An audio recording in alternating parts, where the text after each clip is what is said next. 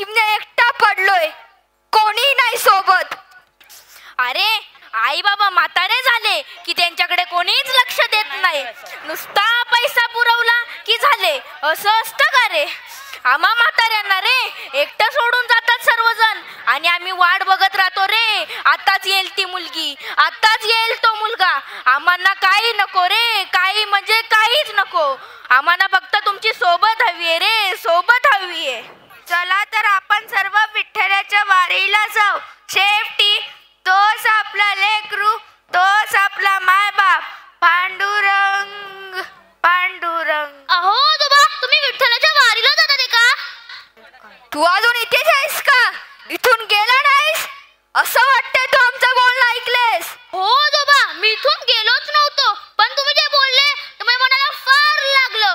तुमच्या सोबत मी पण येतोय वारीला. तर ठीक आहे, तू पण आमच्या सोबत विठ्ठलाच्या वारीला चल.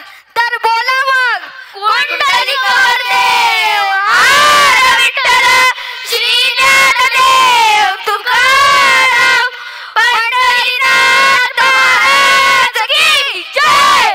वारीचा उद्देश आषाढी एकादशीला पोहोचून विठ्ठलाचे दर्शन घेणे हा असतो. बहुतेकांच्या खांद्यावर ध्वज, कपाळात टिळा, गळ्यात तुळशीमाळ आणि मुखात हरिनाम म्हणत वारकरी वारीतील सामील होतात. संत ज्ञानेश्वरांनी सुरू केलेली दिंडी आळंदीवरून निघते. यात सुमारे 800 वर्ष झालीत. यात वेगवेगळ्या दिंड्या वेगवेगळ्या ठिकाणातून सहभागी होतात. दररोजच्या मार्गक्रमणात पहाटे 3 वाजता उठून वारकरी वारीतील सामील होतात. ह्यात महिला देखील सामील असतात. महिलांच्या डोक्यावर तुळशी वृंदावन असते. हा महाराष्ट्रातील लोकनृत्यांपैकी एक नृत्य आहे. यात लोक वाजत गाजत जातात, म्हणूनच या नृत्याला दिंडी नृत्य असे म्हटले गेले आहे.